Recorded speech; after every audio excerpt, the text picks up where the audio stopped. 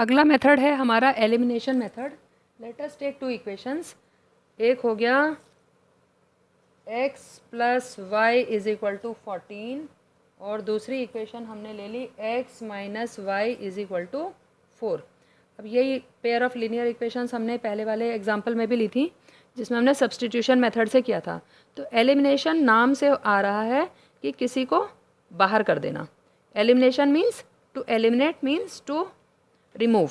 तो हम रिमूव करेंगे तो हम क्या करते हैं कि यहाँ पर आप देखो सिंपल सी इक्वेशंस हैं। x का कोएफिशिएंट 1 है, y का कोएफिशिएंट भी 1 है। सेकंड इक्वेशन में भी x का कोएफिशिएंट 1 है और y का कोएफिशिएंट -1 है। तो हम यहाँ पे देखो चाहे तो हम y को एलिमिनेट करें या x को एलिमिनेट करें। मैं दोनों तरीक़ों से आपको बताऊँगी। तो पहले मैं आपको y को एलिमिनेट करके बताती हूँ क्योंकि एक प्लस का साइन है और एक माइनस का साइन है। ऐड होने पर यह 0 हो जाएगा तो यहाँ से y एलिमिनेट होगा। तो let us add the two equations. ठीक है, तो ये आ जाएगा x प्लस एक्स हो गया 2x plus y minus y cancel हो गया और ये आ गया हमारे पास 14 प्लस 4 यानी कि 18। तो यहाँ से आ गया x इज इक्वल टू 9। जब x इज इक्वल टू 9 आ गया तो आप किसी भी एक इक्वेशन में सब्सटीट्यूट कर लीजिए और हमारा आंसर आ जाएगा। जैसे हमने फर्स्ट इक्वेशन में मान लीजिए सब्सटीट्यूट कर दिया 9 plus y is equal to 14 यानी कि y इज इक्वल टू आ गया 5। तो हमारा सॉल्यूशन आ गया x इज इक्वल टू 9 और y इज इक्वल टू 5। अब जैसा मैंने बताया कि हमने इस वाले इसमें y और y को कैंसिल किया है तो इसमें हम देखो x को भी कैंसिल कर सकते हैं। कैसे? सबट्रैक्ट करके। यहाँ पे हमने ऐड किया था क्योंकि प्लस और माइनस ऐड होकर के 0 हो जाता है, लेकिन यहाँ पे हम अगर सबट्रैक्ट कर देते हैं x माइनस एक्स तो ये x 0 हो जाएगा। ठीक है, तो अब हम सेकेंड इक्वेशन को फर्स्ट इक्वेशन में से सबट्रैक्ट करेंगे। तो ये आया -x, ये आ गया प्लस और ये आ गया माइनस। सबके साइन चेंज हो गए। x माइनस एक्स हो गया 0, ये ख़त्म हो गया। y प्लस वाई हो गया 2y और ये आ गया 14 माइनस 4 यानी कि 10। तो यहाँ से हमारा आ गया y इज इक्वल टू 5। अब देखो y इज इक्वल टू 5 आया था, ऐसे ही y इज इक्वल टू 5 आ गया। अब हम y को यहाँ पे सब्सटीट्यूट कर लेते हैं तो x इज इक्वल टू आ जाएगा 9। y को यहाँ पे 5 सब्सटीट्यूट किया तो 14 माइनस 5 तो x इज इक्वल टू आ गया 9। तो आप सॉल्यूशन दोनों ही तरीक़ों से निकाल सकते हो, चाहे आप y को एलिमिनेट कर लो या आप x को एलिमिनेट कर लो।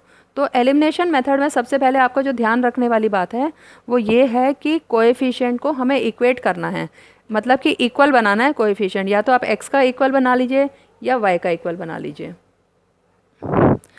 अब यहाँ पे हमने पेयर ऑफ लीनियर इक्वेशंस ली हैं जहाँ पर ना तो x का कोएफिशिएंट इक्वल है ना ही y का कोएफिशिएंट इक्वल है। पर हम देख रहे हैं कि अगर हम पहली इक्वेशन को 2 से मल्टीप्लाई कर देते हैं तो 2 2 ज़ा 4, तो यहाँ पे 4x हो जाएगा और ये भी 4x हो जाएगा, तो हम एलिमिनेट इसको कर पाएंगे।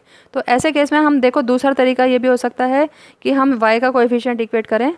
तो अभी हम पहले x का कोएफिशिएंट इक्वेट कर रहे हैं। ठीक है, तो इसको फर्स्ट इक्वेशन को मैं मल्टीप्लाई करूँगी किससे? 2 से। क्यों कर रही हूँ मैं? 2 2 ज़ा 4 तो 4x आ जाए ताकि ये।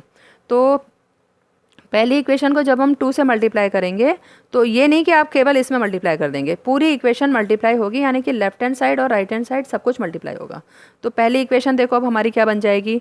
2 इंटू 2 यानी कि 4x और 3y इंटू 2 6y और 8 2 ज़ा 16।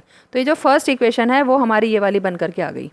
अब देखो आप देख रहे हो कि हमारे पास 4x और 4x दोनों जगह पे आ गया। अब दोनों का साइन सेम है, इसका मतलब हमें सबट्रैक्ट करनी है क्योंकि 4 माइनस 4 हमें करना पड़ेगा सबट्रैक्ट। तो लेट अस सबट्रैक्ट करोगे तो ये भी सबट्रैक्ट होगा और ये भी सबट्रैक्ट होगा। अब 4x माइनस 4x तो कैंसिल हो गया, 0 हो गया। 6y माइनस 6y कितना हो गया? 0। और 7 माइनस 16 कितना हो गया? -9। तो अब देखो ये कैसा केस आ गया। ये अभी हमने सीखा था सब्सटीट्यूशन मेथड में कि अगर left hand side right hand side के बराबर नहीं आई तो in pair of linear equations का क्या सॉल्यूशन होगा? नो सॉल्यूशन की पेयर आ गया ये। तो हम यहाँ पर एक एग्जांपल ले लेते हैं जिसमें हमारा कोई सॉल्यूशन आया, नहीं तो आपको समझ में नहीं आएगा ठीक से। तो मैं एक पेयर ले लेती हूँ 3x plus 4y is equal to 10 और दूसरा पेयर ले लेती हूँ 2x minus 2y is equal to 2। तो आप देख रहे हो कि x का कोएफिशिएंट इक्वेट करने के लिए 3 और 2 का एलसीएम यानी 6 हुआ, तो मैं इसको 2 से मल्टीप्लाई करूँगी तो 6 आएगा और 2 को 3 से करूँगी तो 6 आएगा। अब हमें खाली x के ऊपर कॉन्सेंट्रेट नहीं करना है, हम y को भी देख सकते हैं। तो y हमारा ज़्यादा आसानी से हो जाएगा, क्योंकि सिर्फ सेकेंड वाली इक्वेशन को अगर मैं 2 से मल्टीप्लाई करती हूँ तो ये 4y बन जाएगा। तो हमें देख लेना है कि कम से कम कैलकुलेशन वर्क भी होना चाहिए।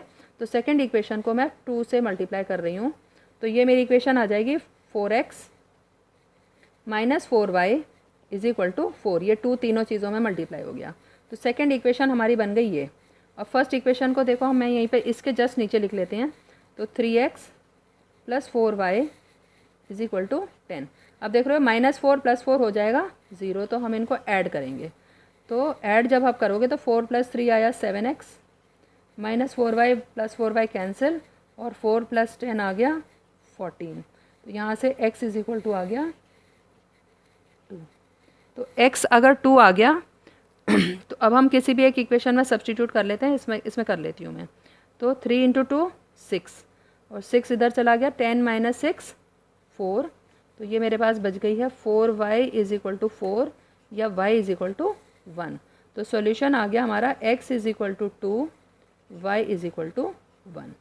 तो एलिमिनेशन मेथड से हम इस तरह से इक्वेशंस को सॉल्व कर लेते हैं।